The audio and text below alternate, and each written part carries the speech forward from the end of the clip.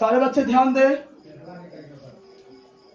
ये class 10th का त्रिभुज चैप्टर का एक VVI क्वेश्चन है जिसको हम लोग पाइथागोरस प्रमेय के नाम से जानते हैं।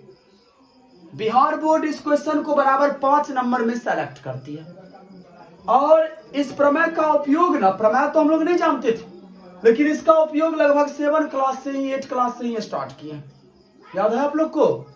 कर्ण स्क्वायर बराबर लंब स्क्वायर जोड़ आधार स्क्वायर, यही तो है पाइथागोरस प्रमेय। तो सबसे पहले आप लोग प्रमेय को पहचानिए क्या होता है। किसी समकोण त्रिभुज में सबसे बड़ी भुजा, समकोण त्रिभुज के सबसे बड़ी भुजा को कर्ण कहते हैं। ये क्लास 9th में आप लोग जानते होंगे। का वर्ग अन्य दोनों भुजा के वर्गों के योग के बराबर होता है। यही है पाइथागोरस प्रमेय जो बराबर आपको बिहार बोर्ड 5 नंबर का तोहफा के रूप में देते हैं स्टूडेंट को। बस आपको कबूल करना है। ध्यान दीजिए, मैं आज प्रूफ करूंगा कि समकोण त्रिभुज में सबसे बड़ी भुजा का जो वर्ग होता है वो अन्य दोनों भुजा के वर्गों के योग के बराबर कैसे होता है। अर्थात कर्ण स्क्वायर बराबर लंब स्क्वायर जोड़ आधार स्क्वायर कैसे होता है। सबसे पहले मैं क्या कर रहा हूं, एक समकोण त्रिभुज ड्रॉ कर रहा हूं।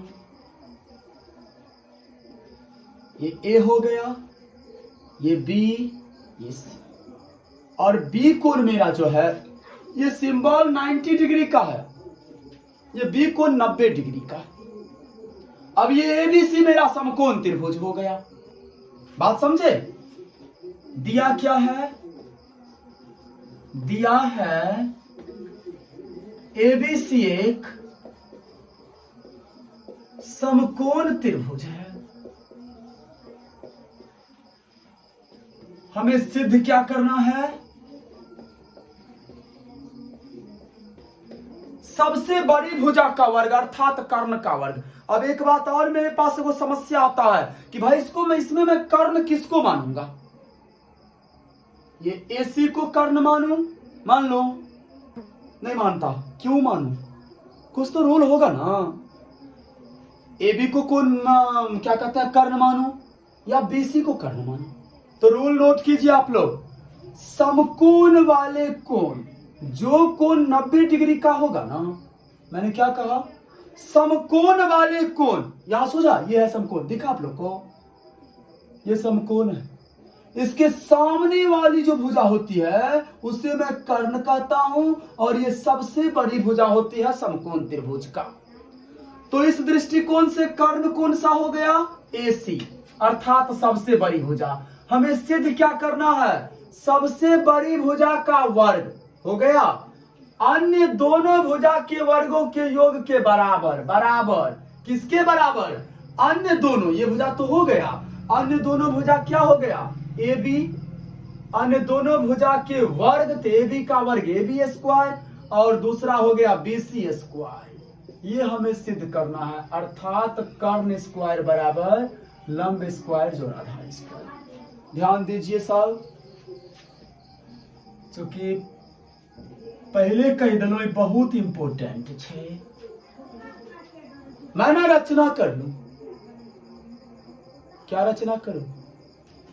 ये आप ध्यान रखिएगा, इस बी बिंदु से ना हम बी डी या डीबी, बीडी को डीबी कह सकते हो, लंब एसी खींचा।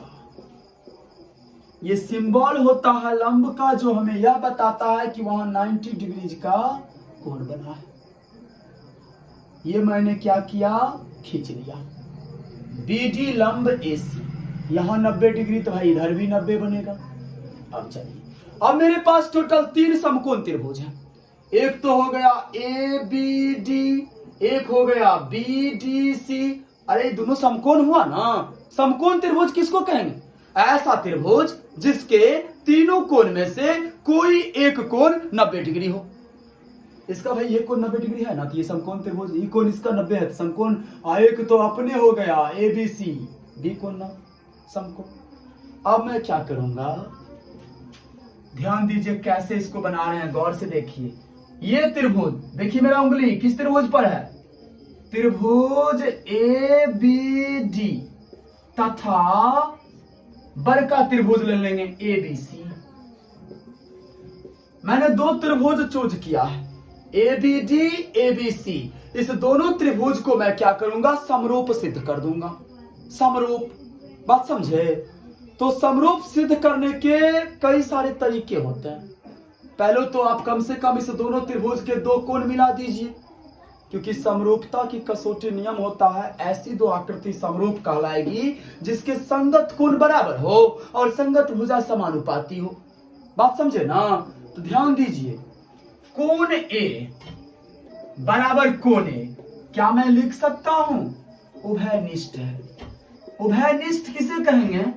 ऐसा कोण या भुजा उभयनिष्ठ कहलाएगा जो दोनों आकृति में हो। तो कोण A पर का जहां तक सवाल है, ABD ट्रायंगल में भी कोण A है और ABC में भी कोण A है, तो इसलिए कोण A को मैं क्या कहूंगा? उभयनिष्ठ। इसके बाद कोण B बराबर कोण ADB। ये पूरा कोण 90 डिग्री हो गया बड़का ट्रायंगल का, और ये छोटका का ये 90 हो गया। इसको आप क्या लिखोगे? प्रत्येक कोण 90। दो कोण इक्वल हो गया, अतः एंगल से त्रिभुज ABD, ये सिंबल होता है समरूप का। समरूप त्रिभुज ABC। आप सबको पता है कि समरूप त्रिभुज के संगत भुजा का अनुपात बराबर होता है। तो आइए मैं इसके संगत भुजा, दोनों के संगत भुजा पर बात कर लूं। ये त्रिभुज का कर्ण हो जाएगा AB। क्यों? क्योंकि 90 डिग्री के सामने वाला भुजा कर्ण कहलाता है। यहां अगर 90 बन रहा है कोण, तो इसके सामने ये भुजा है AB। AB हो गया कर्ण। तो मतलब छोटा त्रिभुज का कर्ण बट्टा बड़ा त्रिभुज का कर्ण AC हो गया बराबर। छोटा त्रिभुज का अगर मैं आधार की बात करूं या लंब की, तो AD होगा बट्टा बड़ा त्रिभुज का लंब हो गया AB। अब इसे आप ब्रज गुणन कर लीजिए, तो AB और AB गुना होके होगा AB स्क्वायर बराबर AC इंटू AD। ये मेरा इक्वेशन फर्स्ट।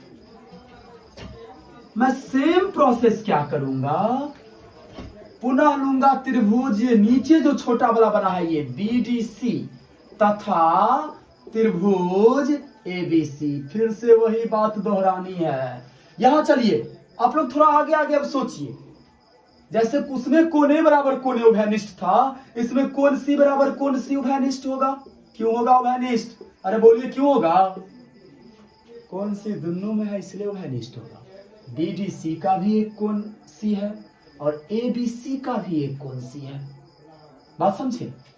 और कोण B बराबर कोण BDC। क्यों?